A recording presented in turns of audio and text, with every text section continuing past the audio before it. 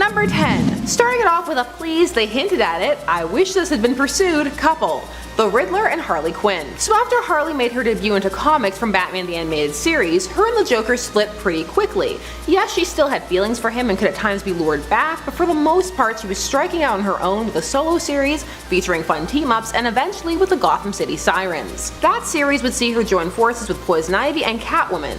During one arc, they need to enlist the help of a quasi-reformed Riddler, who Harley flirts with hard to get him to help. But the real hinting comes at the end of the arc, wherein after helping them, Harley gives Riddler a peck on the cheek, which he pulls away from, and the comic proceeds to have the most melodramatic narration about it of all time. I see the hurt in her eyes as I pull away. I turn quickly so she won't see the hurt in mine.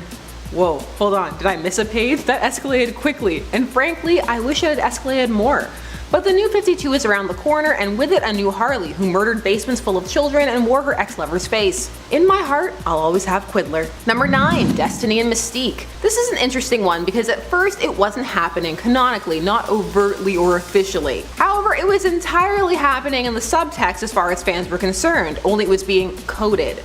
And then, in 2019, it was flat out confirmed thanks to the History of the Marvel Universe number 2, which canonized it. Which I bring up just to have a ha, I wasn't crazy, they said I was mad, but they were wrong. So Destiny is Irene Adler, and her and Mystique have been in love since the 1900s. The two would form the second evil brotherhood of mutants together and just be constants in each other's lives. Mystique could be herself with Destiny and express all her concerns about Rogue and all kinds of other things. And funnily enough, worries about the future with a precog. It must be interesting. So in the past, Mystique would sometimes transform into a man at times when these two were out in public.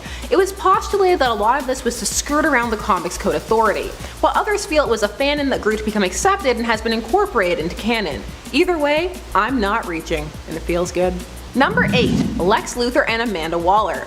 Back to brief why moments. So this comes to us from Superman/Batman, the series from 2003, and the first big story arc, Public Enemies. Just everything. This is from the time Lex is president, and of course he's evil, and of course he's trying to kill Clark. And in the process he ends up getting himself all jacked up, and making out with a very surprised, perplexed Amanda Waller. Waller and Lex working together isn't too hard to buy, though working adjacent to each other would probably be a better way to put it.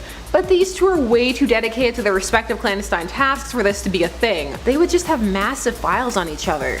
Does Lex hook up with people? Does Waller? Now I've fallen down a rabbit hole. But what else is new? Intend for you to play a role in all this. A very important role. Mr. President, Hawkman. Number 7. Harley Quinn and Red Tool. So some would classify this more as an anti-hero couple, but killing for money? I don't know. But leave that aside for a moment, because this relationship, or flirtation rather, is quite interesting. In comic fandom, one of the biggest Harley Quinn ships is the crossover pairing between her and Deadpool, which is only ramped up as DC has made her more and more Deadpool-esque. So in her new 52 series and beyond, a character named Red Tool was introduced, an extremely blatant Deadpool stand-in. He was completely in love with her in an insane, I'ma kidnap you so we can go to the carnival kind of way. She treats him pretty horribly for the most part. Except when she needs him though. Over time, the two come to develop a friendship, though he's essentially the Harley to her anti-hero Joker. He's just Deadpool.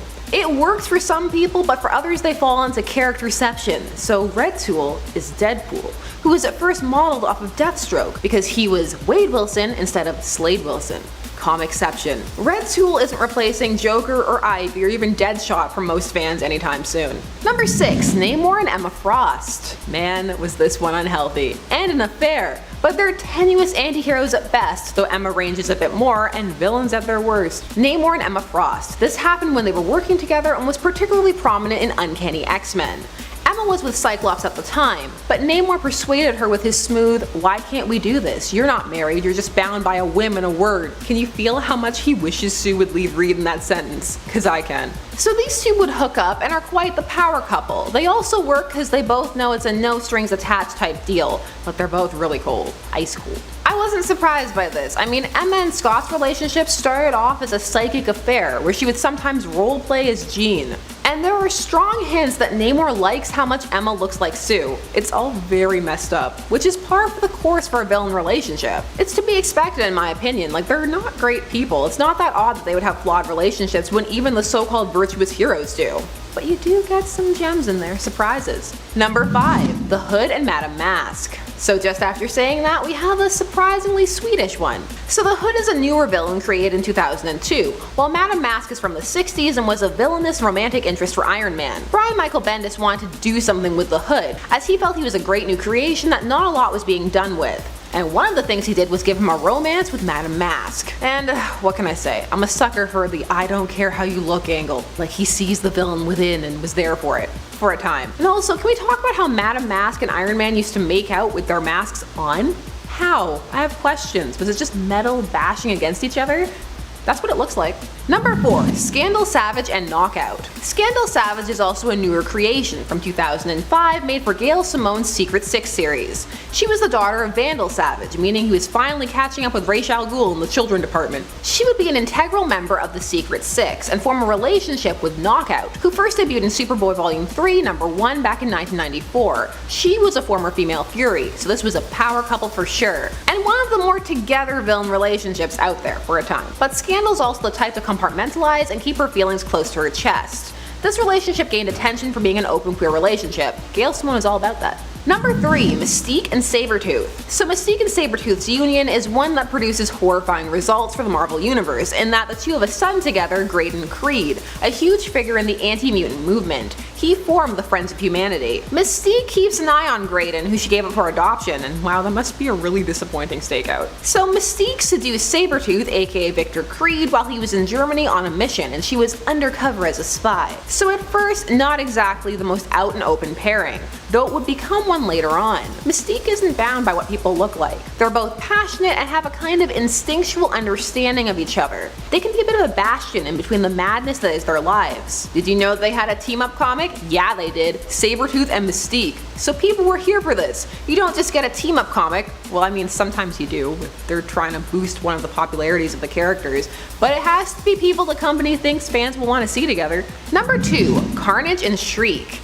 Yes, there was a romance for Carnage, bizarre twisted romance, just like you'd expect, well, if you were expecting a romance at all. Both of these characters are from the 90s. Her and Carnage would team up in the event Maximum Carnage, a crossover from 1993, which was as extreme as it sounds. She is one of the people Cassidy Carnage frees when he escapes from Ravencroft. They would recruit Doppelganger, Demoglobin, and Carrion, and place themselves in the position of being parents to them like a dysfunctional symbiote family. Shriek was all over him, and some fans were all over this, just crazy villains doing their utmost to, well, do what villains do best. These two still get fan art. There's kind of a proto-Joker Harley thing going on here, but it branches off pretty quickly. What in the name of? It is my master, Dormammu, who confers this gift upon you, Cassidy. And number 1. Thanos and HELA. You probably saw this one. This was one of those things that got articles galore. Articles with headlines like, Thanos and HELA just got steamy. No, stop. Why all the press? Well, Thanos and HELA were big in the MCU popularity charts at the time. This began in the unworthy Thor number 5. But really, is it that odd? HELA is the goddess of death, and Thanos was formerly obsessed with death. So it's really almost like a transference. Two cosmic beings who will be around for much longer than most of their enemies. Though, well, not Thor, because he's nigh immortal. Do you support this, or do you feel like it was one of those horizontal marketing things to try and draw attention? Cross-promotion is very real and sometimes is subtle. Number 10. Sue Storm and Doctor Doom. We're gonna start off with one you may be more familiar with, and that's Doom using his God Emperor powers to create a patchwork world of the colliding multiverse. This world was called Battle World, and in this world he met a version of Sue who fell in love with him and started a family with him. They had 2 children who they named Franklin and Valeria. So basically he was like, F you Reed, I've got your life. How's it feel? And Reed was like, feels bad, man. I'm gonna grow a beard. Now this hasn't been the only time Doom and Sue have been together. On Earth 99315, these two were married, and Doom was a hero, and Sue was Baroness Von Doom. Though some fans speculate this Doom was actually Reed. There was an upswing in people considering these two after Doom was able to be the method by which Sue Storm's miscarriage was retconned into the birth of a healthy little girl, who Doom then named. That's why their daughter is named Valeria, and Doom is her godfather. Fun fact. She even left them to live with him for for a while. Number 9. She-Hulk and Juggernaut. This happened during Chuck Austin's run on the Uncanny X-Men, a run that is disliked by many fans, and in it we had one of those reformed Juggernaut sightings. So Jen becomes attracted to him and the two hooked up, and destroyed a hotel room because they're both big and muscular and it's funny. This also happened when she was his defense lawyer. Ethics, what are those? Other writers would not be down for this and relegate it to an alternate universe Jen, because main verse Jen would never. I don't know if we can say that. I mean, Star Fox?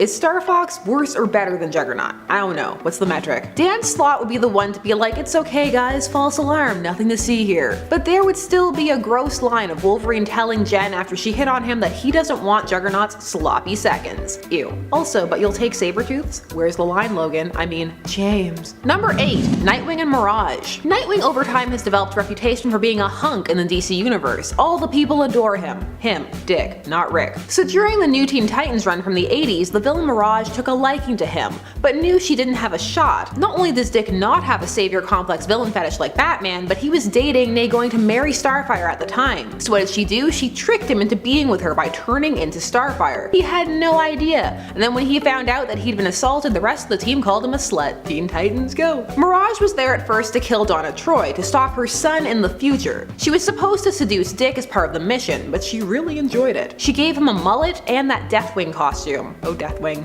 what a time. Number 7. Iron Man and Madame Masque. Now, comics love to give heroes a villain to tempt them if they can, to increase the drama. In Tony Stark's case for a while, that was Madame Masque. It wasn't uncommon in early Iron Man for the ladies Tony loved to either be secret or blatant villains. So Madame Masque, Whitney Frost, yes she has another name but I don't feel like butchering it. These two would come to know both of each other's identities and start a romantic relationship. Madame Masque was moved by the concern Tony showed over her face. She's down for people who don't care about her scars. It is sweet, but this would all break down when she had to choose between him and her father. And she found that she just couldn't. She and Tony still have a complex relationship, but it's not as romantic of one. Number 6. Jason Todd and Talia al Ghul. Let's squick you out. Now at the time this happened, Jason was not a superhero, but he would be if you count Red Hood like that. And he was Robin before, so haha, take that, it counts. So initially, after Jason was resurrected officially after the fake out Hush resurrection that would then turn out to be real, complicated yes, Jason would have a backstory of being taken from the streets by Ra's, who was training him to use against Batman, but he was a bit more of a brain-dead husk than who he used to be. Then Talia took pity on him and put him in the Lazarus pit. She was treating him as a mother figure would. She took him under her wing and trained him, but she would then tell him about Tim Drake, the third Robin, to get him all riled up, and also tell him how Batman had at that time taken out her father, and that she needed him to punish him for her. Then she had sex with him. Yeah, that's pretty squicky. You're like a son to me. Punish your father for me. Nope. I'm out. Number 5. Nightwing and SHAWN. So after Rebirth, Nightwing was relaunched, and there were some attempts to give him a new love interest, not Starfire, not Babs, who were doing different things at the time. Someone new.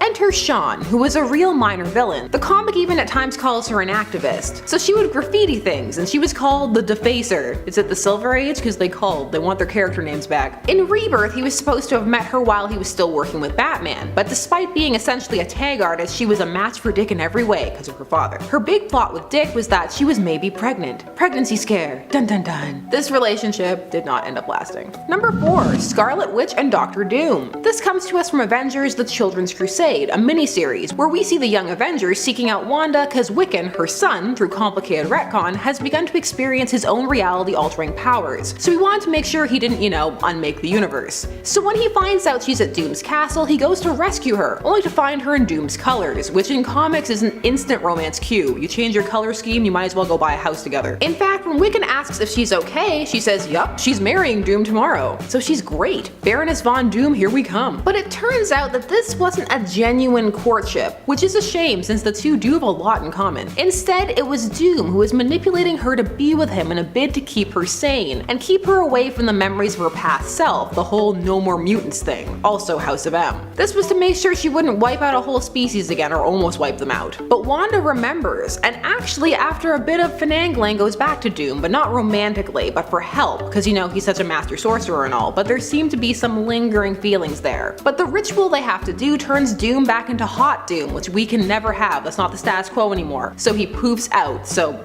broken up, I guess? I would have been down for more of this though. Number 3. Supergirl and Lex Luthor. Now Supergirl has had some intriguing romances, with Brainiac 5, with her horse, Comet.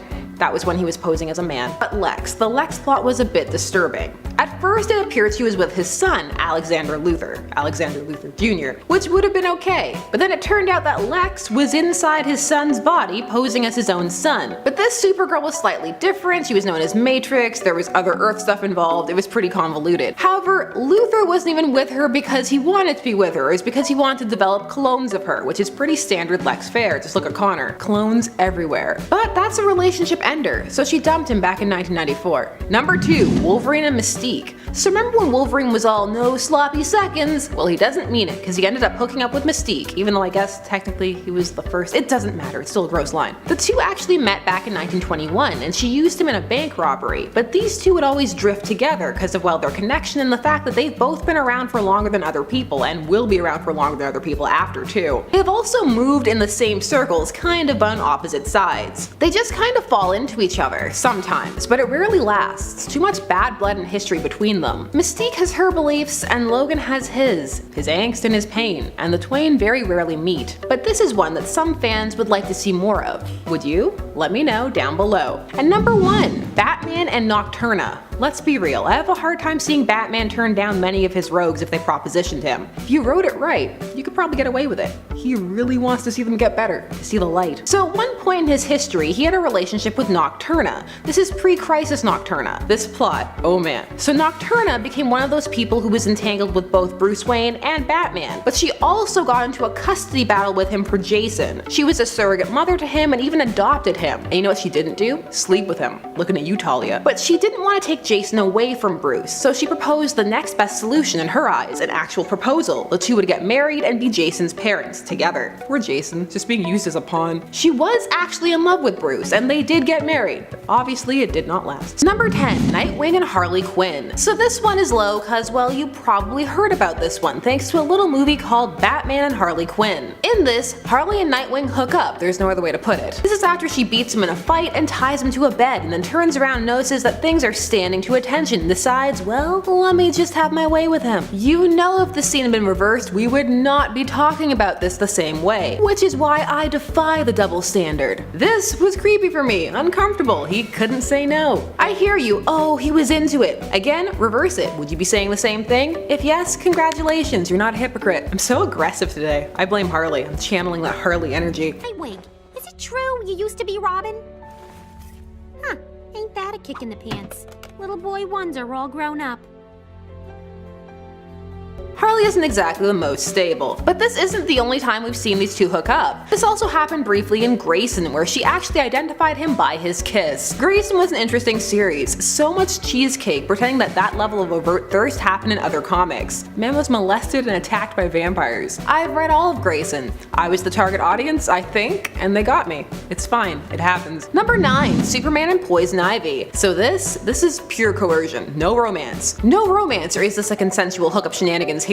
This occurred during Hush, and Poison Ivy used her pheromones and, well, pheromone kiss to control him. I'm telling you, Superman is susceptible to these things. Now some say he's not more susceptible than others, why are you harping on it? However, when someone is nearly invulnerable, all weaknesses stand out all the more. So here Ivy controlled Superman at the behest of Hush, and for the overall plot. Now some people just remember this cause, well, it's an iconic look. That's a good reveal when she wraps herself around him and is all like, oh, the gasp, I can't believe this is happening. The art in Hush was just really good, regardless of how you feel about everything else. Number 8, POWERGIRL and DESAAD. That's right, you heard it here first, or probably later. This happened in the world's finest comic that was between the Huntress and POWERGIRL. So this occurred in the New 52 and had to do with Earth 2 shenanigans. So how did this happen? Well, again, this was kind of clandestine. She didn't know she was hooking up with DESAAD at first, and there's a great cover with a cell phone, and I'm putting it up, you can see it. So he was posing as Mr. Terrific, who had been exiled to Earth 2, and used that as a chance to make his move, and actually succeeded in getting POWERGIRL to be his girlfriend. So he must have something going on in the personality department. I'm just kidding. She was already drawn to Mr. Terrific. He wrote it in that pre-existing goodwill and relationship. And well, this was short-lived, and POWERGIRL was furious when she found out. He was just trying to find his way back to Apocalypse.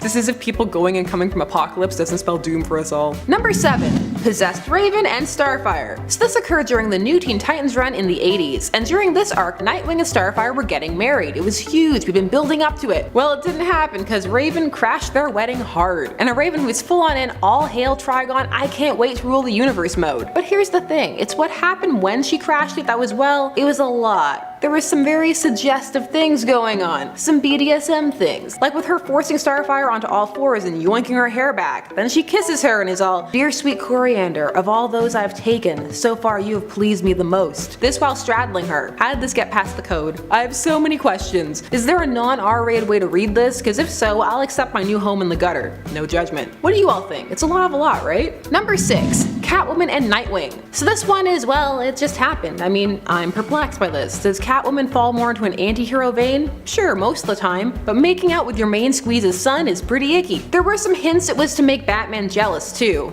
Who are you, Talia? Well, Bruce has a type, I'll give him that. Nightwing was as perplexed as I was, but he went with it, cause that was his characterization at the time. Fun fact, not really actually, but writer Devin Grayson, who would write the arc in which he was raped, would initially blame him for it, only to apologize years later and say she hadn't thought the plot was a big deal. I'm not over it. Anyway, Catwoman and Dick, they made out. Next number. Number 5, Blink and Annihilus. Blink is an interesting character who I have a huge soft spot for because of the Exiles, but she's here because she had a romance with Annihilus, who is a classic Fantastic Four villain. Blink initially comes from the Age of Apocalypse, and took up with the amnesiac version of Annihilus. This was in the negative zone, but he called it off when he felt himself beginning to revert back to his original personality, as he really did care for her and didn't want to hurt her. This would be a relationship that would stay with Blink, and when she had the opportunity to attempt to save him, she would take it. However, these days, this is more of a forgotten romance, and for most of us more of a someone was with Annihilus? What? When? Why? Number 4, Ravager and Superboy. This one is a pure fake out. Now, Ravager was a supervillain when she first debuted, unstable, working with her father Deathstroke, but over time she joined the Titans. Deathstroke's kids in the Titans, it's a thing. Well, except for his first kid, you know, getting enhanced by the Hive and dying, which started off Deathstroke's whole I gotta kill the Titans thing. Now, Ravager is more frequently portrayed as a member of the Titans, or coming around to them very quickly. Now, this pairing, her and Superboy, is teased on the very cover of the issue. And just look at Superboy's face, it looks like this is the worst thing that's ever happened to him. But haha, this Ravager was a fake. This wasn't the real Ravager, which I'm fine with. Ravager and Superboy, well, Connor, Superboy, there is more than one now. It's all more confusing than it needed to be thanks to them hyper-aging John Kent, Clark and Lois' son. Take that, Lady of Kleenex mentality. Still, this was a thing. They kissed. It counts. Ha! Number 3, Storm and Dracula. Dracula was super into Storm, wanted her to be his queen vampire. Vampire queen. Why do people in comics always turn this offer down? I'd be all, pick me, I volunteer. Which is why I never get picked. Too keen. You gotta act like you don't want it. Like a cat. Uncanny X-Men number 159. He went full Dracula on her. Seduction. He does turn her into a vampire for a bit, and we get this great annual cover of her living her best vampire life. But well, this didn't last. She managed to shake the vampirism off, and I for one was sad. But we have the whole alternate timeline and what if where she stayed a vampire. This was, I'm biased. I love being an evil powerful queen, and that is Storm to a T when she gets like this. I just love Storm. I'll take any Storm I can get, even 80s punk rock Mohawk Storm, aka the coolest Storm. Dracula used to be cool, now he's kinda whiny and begs for dates. But he married Deadpool's ex-wife, so maybe he's happy now. I don't know, probably not. Eternity is a long time. Number 2, Thor and the Enchantress. This gets to be high up because this could have been a great love. In an AU story, these two were married and had a son. Happily married, no Sue and Reed shenanigans here. Enchantress at this point wishes she was the woman Thor loved. Amora, not enough people say her name. Amora is her name, not the woman that Thor loves. That changes. Right now it's the She-Hulk? Now this developed over time. She was initially sent to take out Jane and worked with Loki to seduce Donald Blake, Thor's human form. But she came to care for him, but well, that's not the best first impression, is it? And Thor has a whole slew of lovely ladies throwing themselves at him, so she has a lot of competition, and Thor's not really one to dabble too much in dealing with the villains. He's not Batman, that's for sure. These two, there's something there. I just want more of a spotlight on Amora. And number 1, Dr. Doom and Storm. Oh yes, Dr. Doom is at it again. He's trying to find that Baroness Von Doom. Will no one help him warm his drafty castle and listen to him lament about the death of his mom? Someone stay with Doom. Uncanny X-Men number 145. This issue sees the two of them having a candlelit dinner together, and even though it's part of a Doom plot, he finds himself drawn to her, particularly her confidence and lack of fear around him. The way she acts as though they're just equals, and he's super into it. And she seems to like him. She's like, Doom is a fascinating man. And he's like, she's drawn to me like a lioness to a lion, like a queen to a king. Wow, calm it down. Down, boy. He ultimately goes through with his plan with Arcade, but not before saying he finds her enchanting, but then ruining it by adding child to that. Just why, Doom? Go back to like a lioness to a lion. Number 10. Superboy and Knockout. We're talking about Con-El from the 90s, so not the first Superboy, that was Clark. This is Con-El, he's a clone, and this is the 90s, so he's just a regular clone. He's not Clark and Lex's son yet, which is the greatest retcon of all time. So Con-El appeared during the reign of the Supermen, when there were 4 Supermen in Metropolis to replace Superman post his death, aka plot stall for his wedding. Now one of Con-El's things was that he was a bit of a player, and by that I mean horn dog. He was exactly at boob height, and this was of many people, and oh boy did he love it. So him and Knockout. Knockout is a former female Fury, and when she got to Earth she started a rivalry and flirtation with Superboy just for fun. She thought he was cute. She loved his grungy, pointless belts. These two would eventually form a friendship and share many a kiss, though some were unconscious on his part. Her name was Knockout. But for the most part it was a will they won't they, there's good in her. People forget about this one because Knockout would end up with Scandal Savage, and Superboy would be retconned many a time, but 90s Con is back with his half sunglasses. He's too cool for school.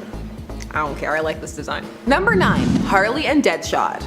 Putting this one lower because this has been adapted a couple of times, like in Batman Assault on Arkham as well as Suicide Squad. And of the two, which are basically the same, if you have the choice, check out Assault on Arkham. It's more cohesive and animated, which is a rich medium that deserves more love, attention, and our support. So Harley and Deadshot were a big item in the New 52, which placed Harley on the Suicide Squad. Deadshot was Harley's first big officially depicted relationship after the Joker. They were still playing coy with Ivy, / remembering that Ivy had a personality and villainous goals of her own. Salt over. This relationship was unstable. Deadshot is actually suicidal. He wants to die, or at least did. They've eased up on that quite a bit. But New 52 Harley was also something. This relationship was hot and heavy, but really fell apart when she took Mr. J's face and put it on Deadshot. The Joker had cut off his face at this point, and then tried to make out with it. The implication was that she liked Deadshot because he was crazy too, but not crazy enough because he was like, no faceplay. Number 8. Daredevil and Typhoid Mary. So Daredevil accidentally created Typhoid Mary, which adds a whole other layer to these proceedings. So let's go. Mary worked at a brothel, and Daredevil had tracked his villain there. However, when he broke in to confront him, instead of the girls who worked there being happy to see him, they attacked him. And in the skirmish, he ended up accidentally pushing Mary out of a window. At that point, because you know in comics a head injury means personality shift or amnesia, she vowed to never let another man hurt her again and became Typhoid Mary. It also triggered her mental illnesses, such as split personalities. So she would begin a romance with Matt Murdock while fighting him as Typhoid Mary, as the Daredevil that is. This was the Daredevil villain hookup pre-Elektra, but then Elektra came and erased all knowledge of anything prior. Was there life before Elektra? Yes, there was. Is my timeline correct? I'm sure you'll let me know. Number 7. Cheetah and Batman. So this one comes to us from the Justice League series, which is part of the DCAU, and here we're dealing with the Injustice Society, when they just so happen to capture Batman because, well, the Joker was part of the society, and if the society's not taking down Batman, he's not interested. So they have Batman all chained up in a force field, and different villains are keeping an eye on him. And at one point it's Cheetah, full furry Cheetah, who decides to mac on Batman because, well, a lot of people have the hots for Batman, and when tied up they will take full advantage of this. This was more curiosity than a thing. Batman always lets them kiss him too. It puts them in a vulnerable spot. Joker should just try this, it clearly works. Number 6. NITE-OWL and the Twilight Lady. We're leaving DC and Marvel kinda. Say it ain't so. We're gonna look at the Watchmen universe, and we're gonna be looking at NITE-OWL 2, Dan Dreiberg, a fascinating case, a man who loved being a superhero as it made him interesting, as well Dan, he's kinda ordinary, bordering on boring, which is fine, but it's an interesting contrast. Well, one of the dalliances from his heyday is with the villain the Twilight Lady. This is hinted at subtly in the first Watchmen graphic novel series by Alan Moore, where there is some dialogue and also a framed picture of her. There's also that one shot before the world explodes in his dream sequence, and then it was brought to the foreground in the Before Watchmen series, which Moore hated, but that doesn't mean you have to. Their relationship was explored more in depth, with the two hooking up only to have a funny moment when she realizes she actually already knows his civilian identity. And while it's all quite friendly, it's nostalgic, which for me worked because it was set before the big superhero ban in that universe, etc. Number 5. Killer Frost and Firestorm. Now, thanks to the Flash's CW series, many of you may be more aware of this one. This is than you would have been otherwise, but this one is a classic. People can't get enough of the fire and the ice. The first incarnation of the character did appear in Firestorm comics. This was Crystal Frost, who would eventually die after absorbing too much energy from Firestorm, which would lead us to Louise Lincoln. But she she would have vendetta against Firestorm, blaming him for Crystal's death. It was with Crystal who he started the flirtation. Killer Frost used to be a big flirt. That would come back a bit with Caitlin Snow in the New 52. People like the opposites, the fact that their very touches cause steam. Look, these are the rationales, I just report them, I don't judge them. That's not what the series is for. This series is for joy. It sparks joy. Number 4, Superboy and Poison Ivy. 90s Superboy back at it again. This is from the World's Finest 3 miniseries, when Connor is all, Poison Ivy, I can handle this, only to be floored when she kisses him. Now people always say these don't count, Ivy kisses everyone. She does, yes, but at times there can be some canon lingering effects of besottedness. There was a manipulation element in there at play. Speaking of, in the Batman animated series comic tie-ins, she would kiss Robin and cause him to fall for her so that he could protect them while they went out on their crime sprees, them being her and Harley. These are more like blips, hookups. Kinda. But sometimes she takes them further when the whim strikes her. Poison Ivy is dangerous and misanthropic, meaning she hates people. Lovey-dovey Ivy just, okay, real talk, it can work, but most of the time writers just do it to make her a foil for Harley, which reduces her down to just a love interest, the very thing they accused Harley of being for the Joker, even though that was never true. Just, can we write Ivy with conflict and personality, please? Remember when she saved all those orphans? Remember when she tried to blow up the world? I do. Anyway, her and Superboy making out. He doesn't mind it too much, because that was his character trait. Ladies, rawr. Number 3, Batwoman and Nocturna. So the Batwoman comic series would introduce a deep love between Batwoman and her partner Maggie Sawyer. It was all gonna culminate in a wedding. It was the writer's whole plan, a big arc. But then it didn't happen because no marriages, like at all. It was a decree. It was a thing at the time. Marriage? Boo. Who would read that? My salt knows no bounds. Give me couples of all types, including married. So we would instead at one point have a vampire plot with Batwoman and Nocturna. This was not romantic. Nocturna would use her vampiric power to hypnotize her and make her kinda think she was with Maggie. She was really out of it. She would then drink from her and other things were heavily implied. In fact, it would go on to be called a rape. I mean, many vampire encounters, when you think about it, kinda end up that way. This would become kind of a relationship, but an unhealthy one. Some were mad it ever happened, and were like, vampirism doesn't make it okay. But others were like, it's dark and not supposed to be something you love, and if you do, it may not be for the reasons people think. It spawned a whole bunch of we need to talk about this articles, which I love, and here we are, talking about it. It was dark and it happened. Vampires. Blah blah blah. Number 2, Daredevil and Black Cat. This is mostly on here because, well, there are some really awkward panels like this kissing panel followed by him sniffing his fingers. I've been too deep in the gutter to not have a very specific thought process when seeing this panel. May you live on in innocence if you don't know what I'm talking about.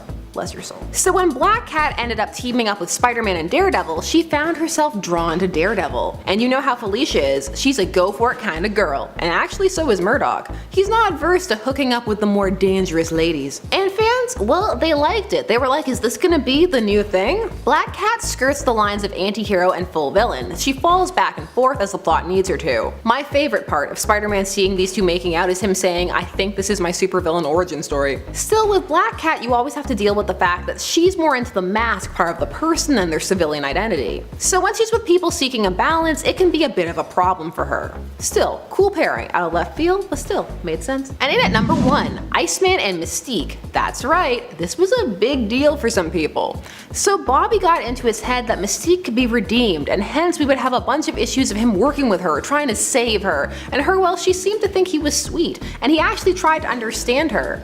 Like her past relationship with Rogue and the like. This turned into a bit of a relationship for a bit, with lines like, you're so cold to the touch, but that doesn't make any difference to the fire that burns here being his heart. Now some people had beef with the age gap. Mystique is old, like she knew Wolverine back in the day, and so some were like, no, he's a kid. Others worried she was manipulating him, and how earnest he clearly was about her turning over a new leaf. Ultimately, this would all fall apart because she would go back to villainy and this relationship would become a sore spot. And it's now one we're not always allowed to talk about in certain circles. You know, cause time travel, young Jean Grey, and poorly handled retcons with rationales like, he's different because that was his young self and not his old self. Iceman's history freaks some people out now, but not me. All Iceman all the time. Who else remembers this pairing? Number 10, Superman x Maxima. Said X/and. We have to talk about that cover from this Elseworld story where Superman is making out with Maxima. Well, really it's just an alternate reality story. He's making out with her on his wife's grave after Lois had died because woman of Kleenex theory, and she couldn't handle his super baby. This occurred in Armageddon 2001. So what was Armageddon 2001? Well, it was a 1991 crossover series that was not too well received. So in this series, Wave Rider was touching people and it created new timelines. That's the Cliff Notes edition. When he touched Superman, he initiated this last timeline. So in this timeline, Superman married Lois as per usual, but then she died, so Maxima had her chance. In main canon, she was an alien of the Almeratians, and she wanted to mate with him because he was a prime specimen, and as the princess of the planet, that was her mission. It was poorly implemented, but this plot could work. You just have to work real hard. That didn't happen, but instead we have this story, where Maxima gets to be Clark's rebound chick with the promise that she won't die in childbirth, or before. Why is this here on superheroes and supervillains? Well, in main verse once rejected, Maxima goes full supervillain for a bit, cause what's more appealing than that? Number 9. Harley Quinn and Green Lantern. This oh so brief liaison occurs in the Harley's Little Black Book series, a bunch of zany madcap stories featuring Harley doing, well, whatever the author wants her to. In this one, she comes into possession of a red lantern ring, and Hal has to get it back and stop her wild adventures. At the end of all this, Harley demands a kiss, which Hal is more than happy to give cause it's Hal. He doesn't take much convincing. Just point him in the direction of the nearest cave and all his objections will melt like butter. However, then Harley grabs his butt and that's too much for Hal. He flies off. I don't know, I like Hal, but Harley dodged a bullet. I mean, look at the mess that was him and Star Sapphire, his first supervillain hookup. And that one was awkward because at first Carol didn't even know she was Star Sapphire. Number 8. Rick Flag and Harley Quinn. Let's get all our brief moments out of the way first. Rick Flag, founding member, former leader, sometimes still leader of the Suicide Squad, man crush of Deadshot, who has many, but Rick Flag was one of the first, and Batman. Deadshot was obsessed. Anyway, while Rick and Harley were both on the squad, modern slang has ruined that word for me. Squad. Anyway, these two end up sharing a kiss and well more. They just full on hook up. The best part of this though is that it's intercut with Zod freaking out and trying to cut into his own brain using laser vision. So you have two very different moods going on. Steamy hookup on one side of the page, Kryptonian rage on the other. It made me laugh, what can I say? They treat this mostly as just a hookup, but honestly Rick Flag wouldn't be the worst for Harley. Of all of her impulsive romanticized hookup decisions, so all of them, yes that includes Ivy, this has the potential to be one of the better ones? Am I the only one who is seeing her slip back into her codependent ways with Ivy? Just me? Okay. I'm worried about my baby Quinn. She was sane for a lot of this run, by the way, because of the Psycho Pirate. Number 7. Hulk and Umar. So Umar is Dormammu's sister, and during Defenders number 3, she enchanted Hulk to be her sex slave. So this is not consensual, but it's played like a joke by most people. Rape jokes, time and place people. So these two get it on, but apparently the Hulk is disappointing, and Umar proceeds to lecture him about his lack of prowess. Even though this sex was so intense it bent reality, even though it only lasted for 6 minutes. Sex was something that used to be danced around in comics a bit, what with the code being in effect and all that. But when people started to ignore it, well, let's just say some people don't know how to write this stuff in a non-juvenile manner, which is why you get so many of these jokes. People like to say that it's fanficky, but as a near lifelong ficker and shipper, I can tell you that those people hone their craft a lot more than this. They've had practice, people. You watch how they would write these scenes and hold on to your hats. We couldn't even show any of it. But instead, we have 6 minutes jokes. So this was a thing that happened, and it happened again when Hulk was in World Breaker mode, and this time he lasted 3 hours, so Umar was pleased. Let's just leave these two alone. Also, as always, humor is really subjective. So if this is the height of comedy for you, you do you. Defenders number 3 and Incredible Hulk's 633. You're welcome. Number 6. Barry Allen and the Reverse Flash. So there have been many Reverse Flashes. Thawne, Solomon, Daniel West, but today we're looking at someone who was thought to be the new Reverse Flash for a bit in the Rebirth arc. She was Barry's girlfriend because Iris, who? Love is dead. She would turn out to be the negative Flash, laying claim to the negative Speed Force. Now she was not the Reverse Flash, but listen, if you weren't there, you have no idea how hard these articles baited that she was the Reverse Flash. It was all Barry Allen, the Reverse Flash, la gasp. I would have read that though, and with any of them to be honest. I'm just thirsty and open to possibilities. I put this here to ask you a question. Do you read articles like this as comics are coming out? And do you wish the things in them were accurate? Like I did for this one, a lot. Flashes have that problem with people in their lives. Remember when Zoom was Wally's ally and friend only to figure out that he was the Reverse Flash and then cause his wife Linda to miscarry their twins? I remember. Never forget. Number 5. Ravager and Tim Drake. It's always Tim on these lists. So Rose Wilson is one of those characters who is slotted onto whatever Teen Titans team you need her on depending upon the timeline you're in, which is how she can be a contemporary of both Dick and Tim and be the same age as both of them. Seriously, age in comics is such a sliding scale. You go to bed 28 and wake up 22. Anyway, Rose tried to jump Tim, though potentially after drinking, so questionable. Tim, like with many women in his life, is like, what are you doing? And he has to handcuff her to get her off. Then Kid Devil walks in. So this is on here because Ravager was a villain at the start, but it's admittedly a fast turnaround. Number 4. Poison Ivy and Harvey Dent. So this occurred in Batman the Animated Series, and in it, Pamela Isley, who we all know as Poison Ivy, was dating Harvey Dent in an elaborate revenge plot for some land he had developed, which had rendered a rare species of rose nearly extinct. She went so far as getting engaged to him. She was very committed. Hun. She also tried to take out Bruce Wayne, but well, Batman figures it out. So she ends up being revealed as Poison Ivy and ends up in the very prison that was developed on the land that set her off in the first place. Harvey Dent would later go on to become Two-Face and have a contentious relationship with Ivy going forward. Deserved. Number 3. Iceman and Daken. And I'm ready for everybody to yell about how you say his name, even though at a con they said it was Daken. So Iceman and Daken have one of those flirtatious, oh we're fighting and I could break every bone in your body kind of things going on. And by that I mean freeze. Freeze every bone in your body. They even have one of those dance scenes where he starts to dance with him and then he freezes him as they dance. And they fully did hook up later on when Iceman had a beard. Just the ice beard is funny to me. What's going on with Daken's affiliation? Well, no one's ever sure, but he's villainous more often than not. Iceman is currently having a thing with Pyro now because fire and ice, no writer can resist. Also now means at the time of this recording. Check the date. Number 2. Roy Harper and Cheshire. So this is a classic villain hero hookup from Roy's dark period after the drug addiction and his falling out with Ollie as a result. And he ended up with Jade, and these two would actually have a daughter, Leanne Harper, whom Jade would leave with Roy as she felt that she would have a better life with him than with her. It was a bond that kept them at least cordial, and it was torn apart by Cry for Justice, mostly as a shock value death. Leanne died in that arc. This was so Roy could relapse on drugs and have sad our daughter is dead sex with Cheshire. Fun times. Some people know about this one, but we'll see if they bring it back to the foreground. Maybe they already have. Ooh. And number 1. Batman and the Joker. Yes, this one. We're finally going here, but it's not the obvious love that Joker has for Batman, twisted as it is. No, we're going to the alternate universe created by Flashpoint after Barry Allen goes back in time to try to save his mom and jacks up the timeline because, well, he succeeds. Now in this timeline, Bruce was the one who died in Crime Alley, and his parents had 2 very different reactions. His father became Batman and his mother became the Joker, but there's still a love there. So much so that when Thomas goes to tell Martha that their son is alive in another universe, she's thrilled. But when she learns that their son is Batman, it's too much, and she flees, plunging to her death.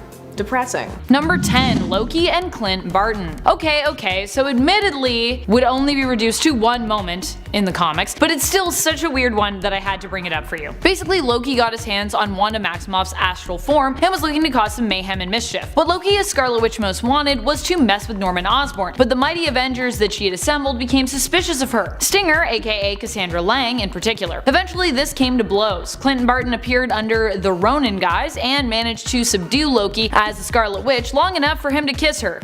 What? Why? Because Clint argued that magic was complex, but I guess kisses reveal everything? Including if you're really Loki disguised as the Scarlet Witch. Even stranger, this didn't really immediately seem to allow Clint to know that Wanda was actually Loki in disguise. It just let him confirm what everyone else already suspected, which was that it wasn't really Wanda. So maybe he just really wanted to kiss fake Wanda.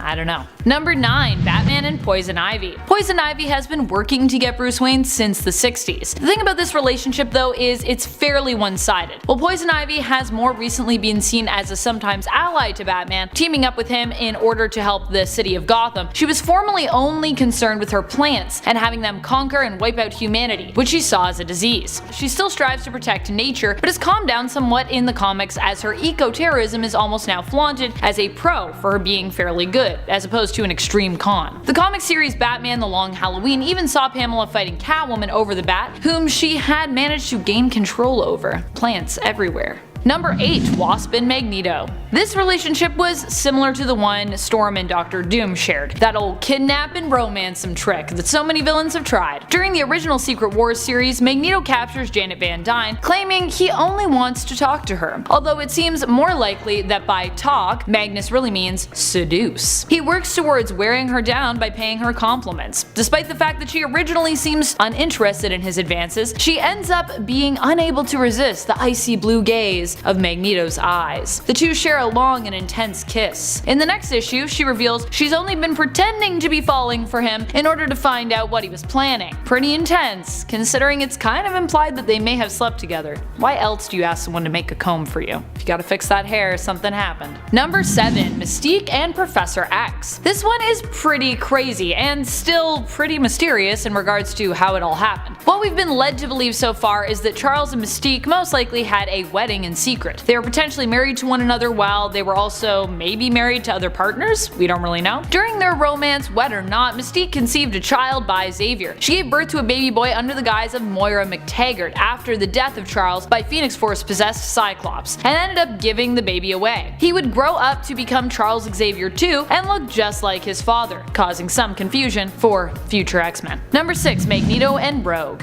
These two had a brief relationship in Age of Apocalypse, but the start of their will they won't they style relationship can be traced back to Uncanny X-Men during their stay on Savage Land. Rogue implores Magneto to just try to get along with the rest of the X-Men, but he refuses and departs, leaving Rogue in tears and Magneto with an inner monologue expressing how he wishes he could have stayed with her, but how they're simply not meant to be. Which is also fair, considering the age difference between these two has got to be huge. Still, despite this, they later have a brief romance. Pretty weird. Age means nothing when you're a superhuman, I guess.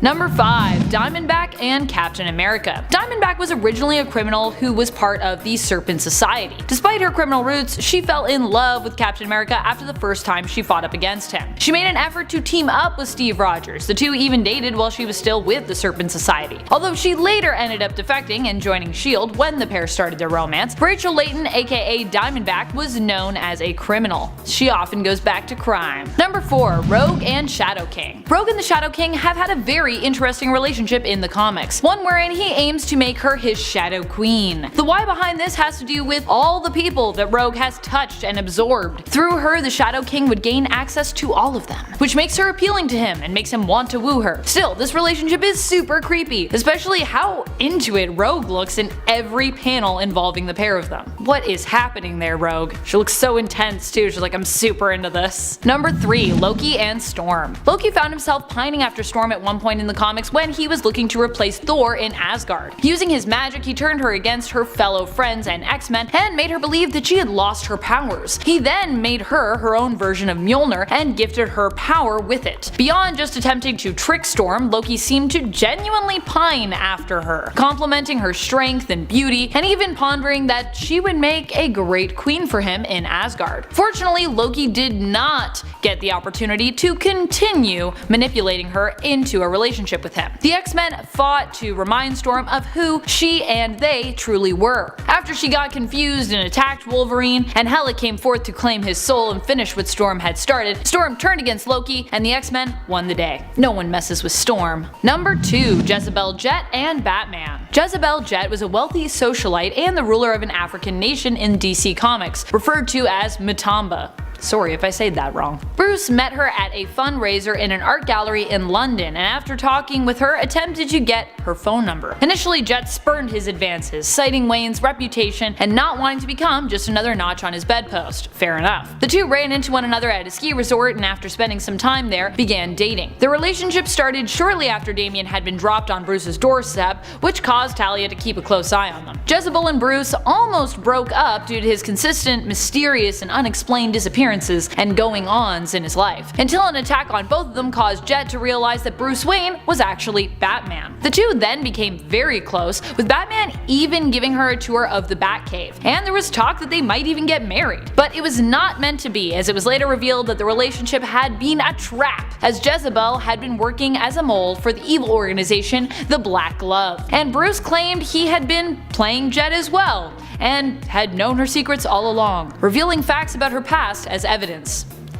Then why did they have a relationship? They're both playing each other, I don't understand. After escaping Batman, Talia would attack Jet's plane and later reveal that she had killed Jezebel, presenting Batman with his former lover's severed head. That's a good way to win a man, Talia. That's a good way. Number 1. Joker and Batman. Wait, what? But when does that? So are they in the Flashpoint timeline, of course. In this timeline, it is their young son Bruce Wayne who is murdered and not Martha and Thomas. The married couple do their best to move forward, but Martha is so traumatized by the event that even after months of therapy she seems stuck in her grief and non-responding. Thomas takes up the mantle of Batman, tracking down his son's murderer. Before he leaves to get his vengeance, Thomas tells Martha that it is time for them to move on and that he misses her smile. Upon his return, he finds Martha has cut into the corners of her mouth to give herself a permanent Glasgow smile. He has her committed, but she escapes and becomes the Joker, driven mad by her son's death. She blames Thomas and the two eventually cross paths and come to blows. Thomas shares with her what he has learned of the main timeline and how he can set things right and make sure Bruce lives and that they die instead. Martha agrees that this is the best decision and the two share a kiss. Martha later kills herself after finding out that if Bruce lives, he will grow up to become Batman, which obviously would make her kind of like his alternate nemesis. Yeesh. Drama, intrigue, Flashpoint.